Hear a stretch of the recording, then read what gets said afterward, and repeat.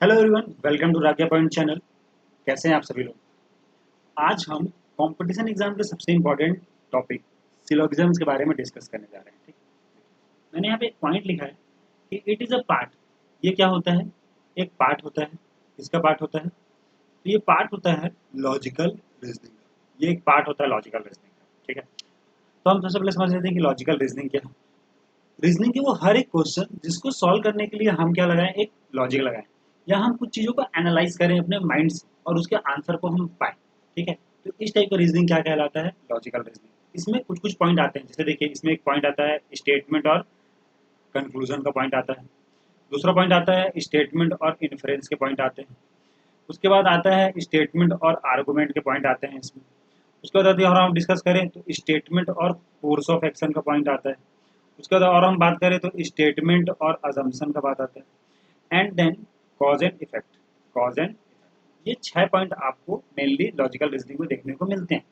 चूंकि ये क्या है, ये एक पार्ट है, इसलिए पार्ट होने के चक्कर में इसमें क्या होता है कि स्टेटमेंट और केवल कंक्लूजन के बारे में इसमें बस डिस्कस किया जाता है। ठीक है, अब देखिए इसमें मतलब इसको तो हम लॉजिकल रीजनिंग में समझेंगे, लेकिन यदि हम इसको डिस्कस करना चाहें तो जैसे जैसे मतलब मान लीजिए मैं एक कोर्स ऑफ एक्शन, यहाँ जो कोर्स ऑफ एक्शन है इसको मैं यहाँ पे समझा रहा हूँ।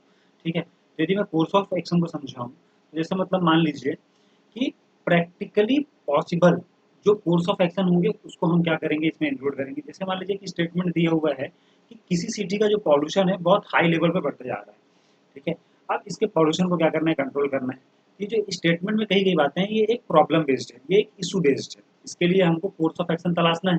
तो कोर्स ऑफ एक्शन में ऐसा बोला गया है कि मान लीजिए इस सिटी के जितने भी आसपास के इंडस्ट्री है इनको सबको क्या करना है, आपको बंद करना है।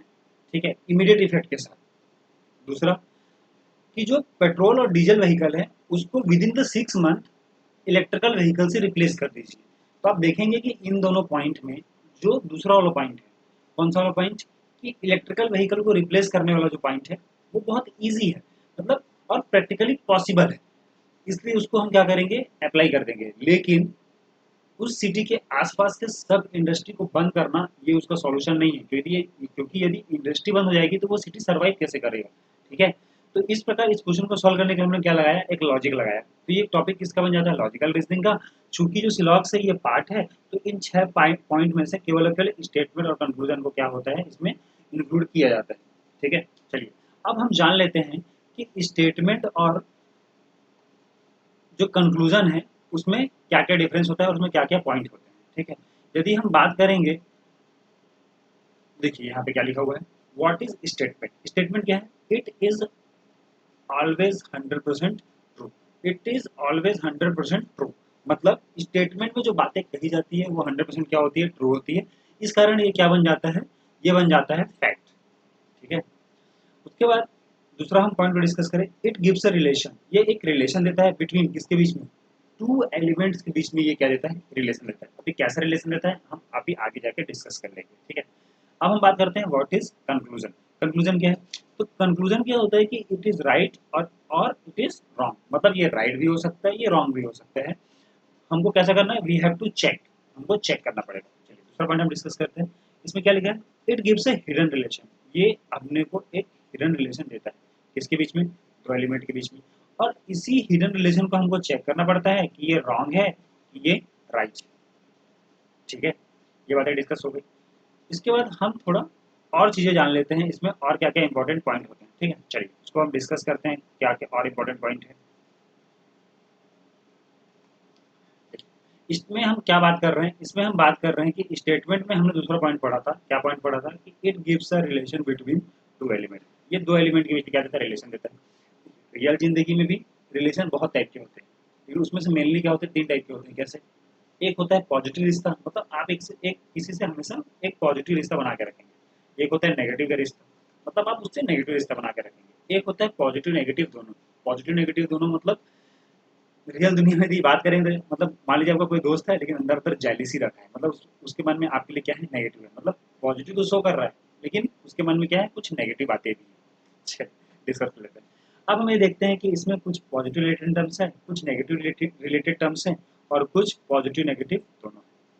ठीक है, तो जब पॉजिटिव रिलेटेड टर्म्स की बात होगी तो हमेशा उसमें पॉजिटिव टर्म ही यूज होगा, उसमें कहीं भी नॉट का जिक्र नहीं होगा। यदि हम नेगेटिव की बात करेंगे तो इसमें हमेशा नॉट का जिक्र होगा। और पॉजिटिव नेगेटिव क्या होता है, एक स्पेशल टाइप होता है, इसको हम अभी आगे चल के डिस्कस कर लेंगे। चलिए आगे चल के हम इसमें डिस्कस करते हैं।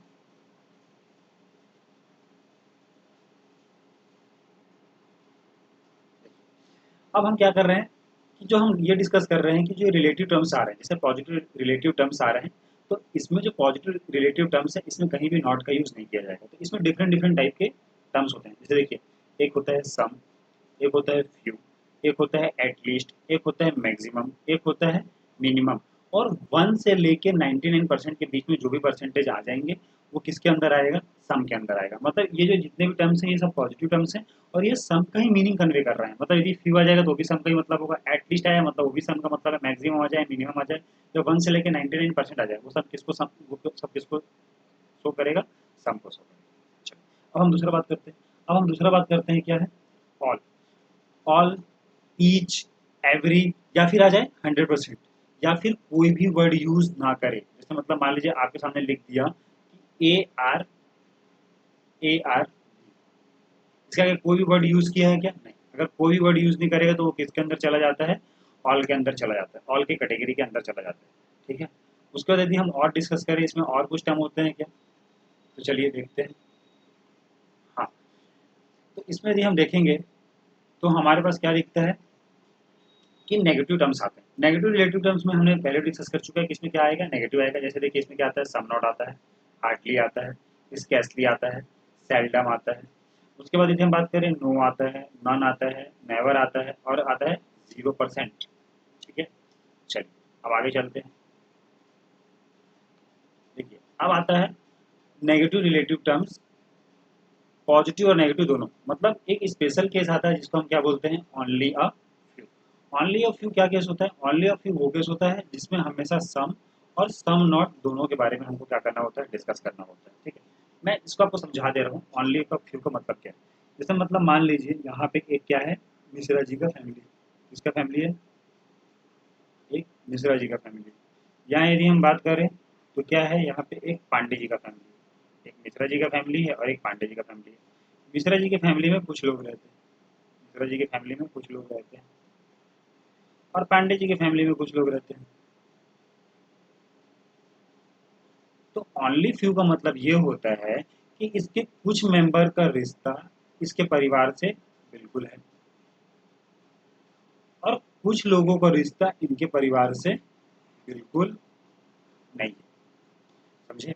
तो ओनली फ्यू का मतलब ये होता है कि वो अपने साथ दोनों रिलेशन को लेके आता है। ये बताता है कि कुछ लोगों का रिश्ता है और कुछ लोगों का रिश्ता इनके साथ नहीं है। इसी को बोलते हैं हम ओनली फ्यू का केस, जिसमें पॉजिटिव और नेगेटिव दोनों टर्म हमेशा क्या होता है, यूज होता है। ठीक है। अब हम यदि आगे चलें तो आगे हमको एक पॉइंट मिल रहा है, क्या मिल रहा है कि सिंबॉलिक रिप्रेजेंटेशन। ये बहुत इंपॉर्टेंट टाइप हो जाता है। क्या होता है सिंबॉलिक रिप्रेजेंटेशन, कैसे कि सिंबॉलिक रिप्रेजेंटेशन वो होता है कि हमको सिंबल के फॉर्म में चीज़ों को क्या करना होता है। एक मिनट रुकिएगा। चलिए अब हम डिस्कस कर लेते हैं क्या है symbolic representation of different relative terms. जैसे मतलब मान लीजिए हमारे पास क्या आ गया, सम। सम आने का मतलब जैसे मतलब आपको बोल दिया, जैसे मतलब आपको लिख के दे रहा है कि सम ए आर, ऐसा आपको दिख के दिया। ठीक है। इसको आपको क्या करना पड़ेगा, डायग्राम बनाना पड़ेगा। इसका डायग्राम आप कैसे बनाएंगे, देखिए आप क्या करेंगे, एक ऐसा बनाएंगे ये, उसके बाद एक आप दूसरा टर्म भी लेंगे, ऐसे लेंगे ये। ठीक है।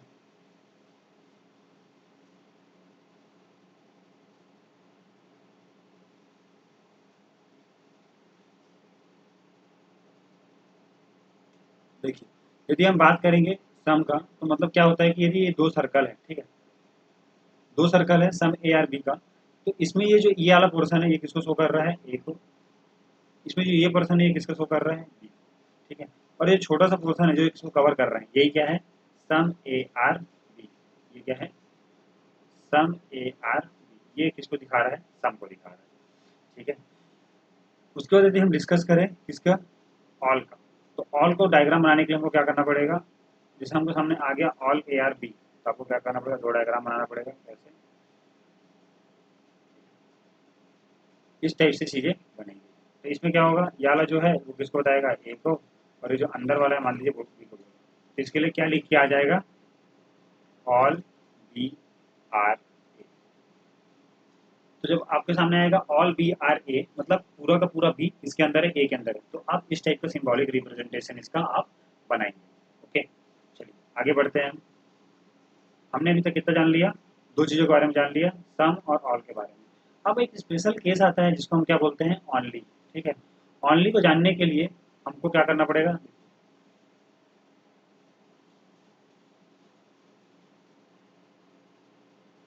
हम यहाँ पे पहले बना देते हैं दोनों टर्म।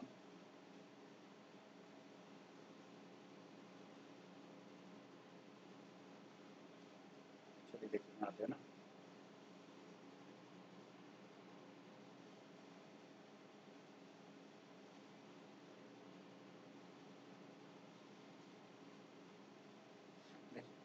मान लीजिए हमने यहाँ पे आपको एग्जाम्पल एग्जाम में दिया, क्या दिया, ओनली ए आर, ऐसा आपके सामने दिया।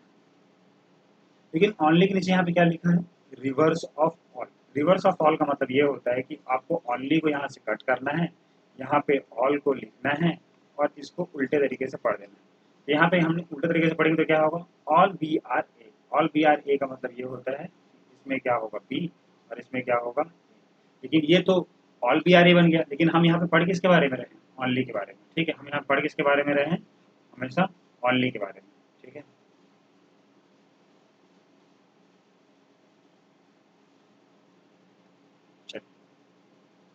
ओनली के बारे में पढ़ा मतलब रिवर्स ऑफ ऑल, मतलब यहाँ पे जो चीज़ें होंगी वो कैसी होंगी, इसको हमेशा रिस्ट्रिक्ट कर दिया जाएगा। ये इसका ऐसा डायग्राम बनेगा। तो कहने का मतलब ये है कि यदि आपके सामने आएगा ओनली ए आर बी, उसका डायग्राम ऐसा बनेगा। मतलब जो ये ए है वो बी को लेके बहुत ज़्यादा पॉजिटिव है, मतलब वो बी को इस दुनिया में कहीं भी जाने नहीं देना चाहता। बी का डायग्राम ये क्या हो गया, फिक्स। बी इस दुनिया में किसी से भी रिलेशन नहीं रख सकता। ओके, चलिए अब हम आगे बढ़ते हैं। अभी तक हमने कितना चीज़ को डिस्कस कर लिया है, तीन चीज़ों को डिस्कस कर लिया है। अब हम आगे चलते हैं। देखिए, अब आते हैं सम नॉट के बारे में हम डिस्कस करते हैं। सम नॉट, सम नॉट का केस क्या है, जैसे मतलब मान लीजिए, एक मिनट रुकिएगा, चलिए, जैसे मतलब मान लीजिए आपको ऐसा दो डायग्राम बना और आपके सामने दिया है कि सम नॉट, मतलब यहाँ पे ये बोल देगा सम ए आर नॉट, ऐसा लिखिए। ठीक है, तो एक इसका सर्कल बन गया बी ए का, एक इसका सर्कल बन गया बी का। ठीक है, अब यदि हम बात करें कि कैसे होगा, तो देखिए इसका छोटा सा हिस्सा सम ए का बी के अंदर, ये इसका डायग्राम बनेगा इसका सम नॉट का, मतलब ए का छोटा सा हिस्सा कभी भी बी के अंदर नहीं जाएगा। ओके, चलिए इसमें यदि हम दूसरा पॉइंट डिस्कस करें तो क्या आएगा, यहाँ पे आया है नो। नो का मतलब क्या होता है, मान लीजिए यहाँ पे ये दो सर्कल बन गए, ये आ गया,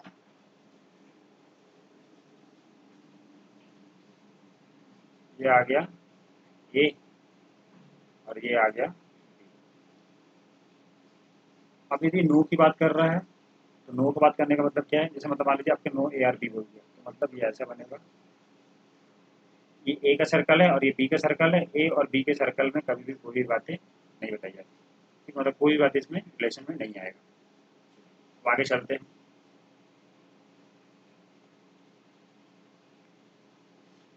अब सबसे इंपॉर्टेंट टाइप आता है, क्या आता है, ऑनली या फ्यू।